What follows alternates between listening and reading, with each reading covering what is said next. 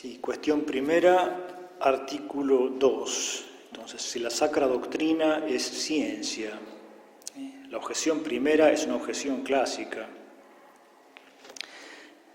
repetida por tantas personas hasta el día de hoy. Parece que no es ciencia, si procede de principios oscuros, no conocidos per se. Procede de los artículos de la fe, que no son conocidos por sí mismos per se. No todos tienen fe, está escrito ahí en 2 Tesalonicenses 3. Entonces, si es una ciencia subordinada a la fe, es una ciencia oscura, no merece el nombre de ciencia. Pero en el Sed Contra aparece una frase gloriosa de San Agustín en el Tratado de la Trinidad, donde afirma la nobleza enorme, con rango de ciencia, de esta sacra doctrina. La respuesta de Santo Tomás, el respondeo. Hay dos formas de hacer ciencia. Hay unas ciencias que proceden de los principios conocidos por la luz natural del intelecto, como la aritmética, la geometría. Pero hay otra forma de hacer ciencia, que procede de principios conocidos por la luz de una ciencia superior, como la perspectiva, parte de principios que le son entregados por la geometría, la música, por principios que le son dados a conocer por la aritmética. Y la sacra doctrina es ciencia, sí, de este modo. Ya les digo, no como la aritmética, primer caso, sino como estas otras, como la perspectiva, como la música, reciben sus principios de otra ciencia. No es que sean oscuros, son luminosos en otra ciencia, una ciencia superior, que en este caso, en el caso de la sacra doctrina, es la ciencia de Dios y de los bienaventurados, que llamamos que están en el cielo y ven a Dios cara a cara, tienen al verbo de Dios adentro en su intelecto, y transfigurando las especies y haciéndolos capaces de ver la esencia divina, cosa absolutamente imposible a una criatura. Eso es la ciencia de los bienaventurados. La ciencia de Dios mismo, fíjense lo que es eso, una cosa infinita, se confunde con Dios mismo, la ciencia de Dios y de los bienaventurados. Esa es la ciencia subalternante, la que ilumina y entrega sus principios a la sacra doctrina. Entonces no son principios oscuros, sino todo lo contrario, son recibidos de otro. Ya les digo, es distinto de la aritmética, pero es de enorme certeza y merece el nombre de ciencia, ciertamente. Y acá les hago ver el comentario, una clave para leer el comentario del padre Muniz. Acá está,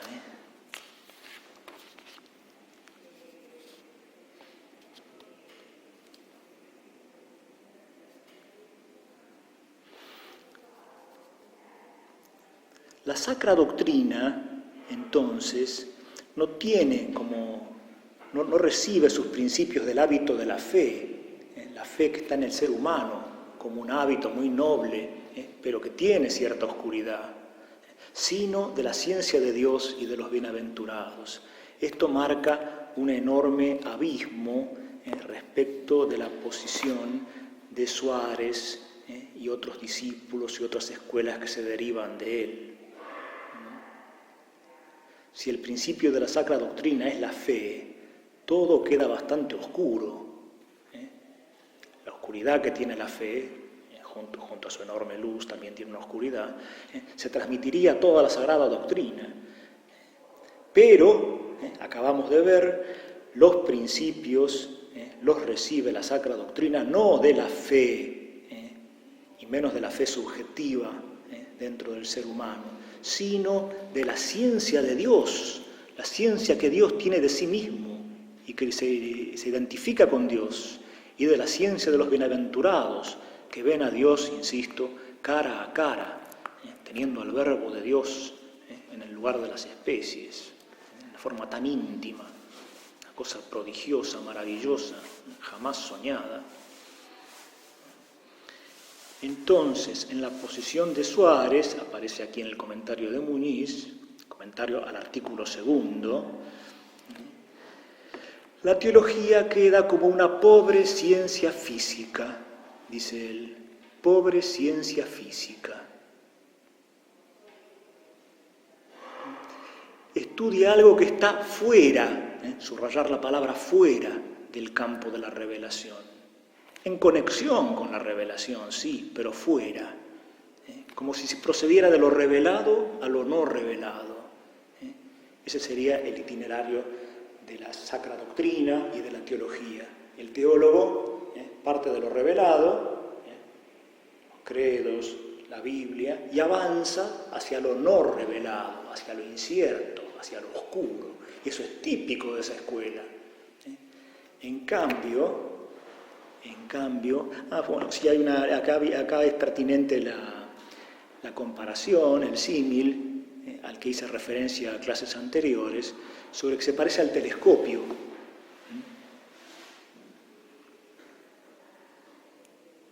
Por ejemplo, un general en un ejército con un telescopio de mano observa los movimientos del enemigo en otra colina. Entonces, un poco así concibe el estudio del teólogo. Desde un ámbito observa algo que está distante, lejos. Conoce, pero conoce de lejos y no con absoluta cercanía y claridad. Puede percibir mal, puede modificar sus impresiones. En cambio, para Santo Tomás y la escuela tomista, la sacra doctrina, la teología, no es una pobre ciencia física, al contrario, es cercana al modelo metafísico, tiene mucha mayor certeza.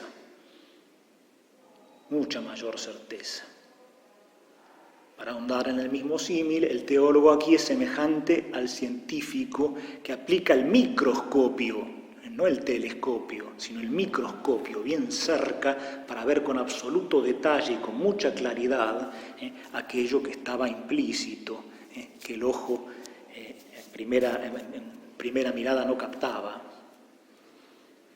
Sería eso, una forma distinta de concebir la sacra doctrina y de concebir la teología.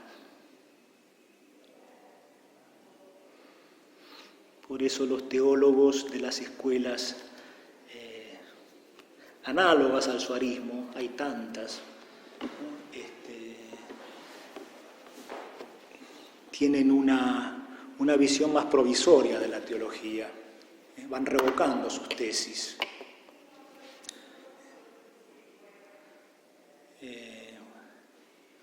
Puede haber una moda hace 50 años y una después de otros 50 años medio la contraria, porque son como pinceladas de un pintor que va iluminando.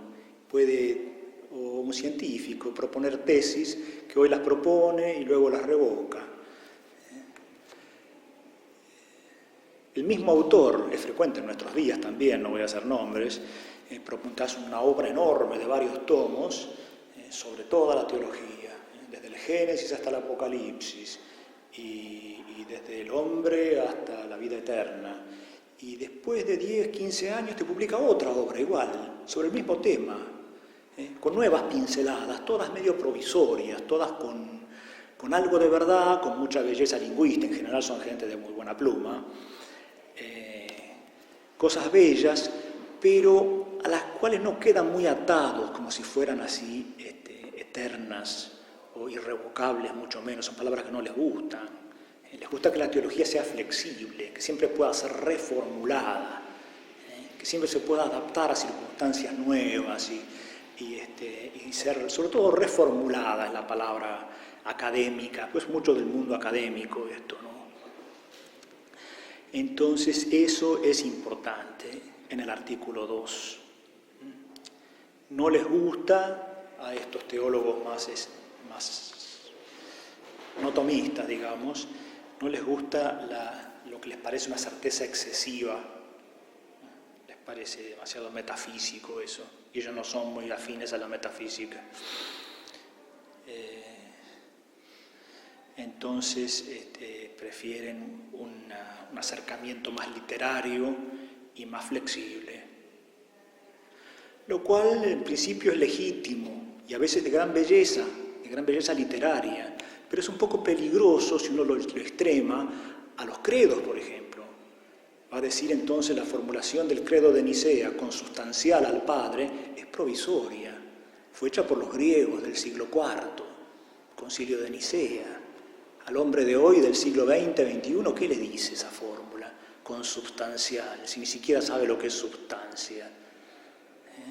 Entonces introduce un relativismo grave, un relativismo en los dogmas, una evolución heterogénea en el dogma, una cosa peligrosísima.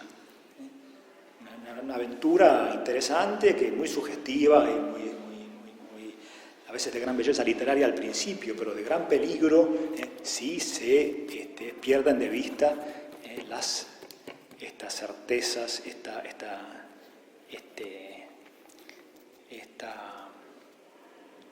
esta condición de verdadera ciencia y de verdadera cercanía con las realidades divinas, y cercanía inadmisible, que no se pierde. Hay cosas que no pasan más. La inteligencia humana tiene que ver con la inteligencia angélica. Hay cosas que se las capta y se las capta para siempre. Ese consubstancial que está en el credo fue un logro, sí, en base a la filosofía griega, pero un triunfo del intelecto humano en la comprensión del misterio del verbo que queda para siempre, porque es humano en lo más elevado, en lo que se parece al ángel.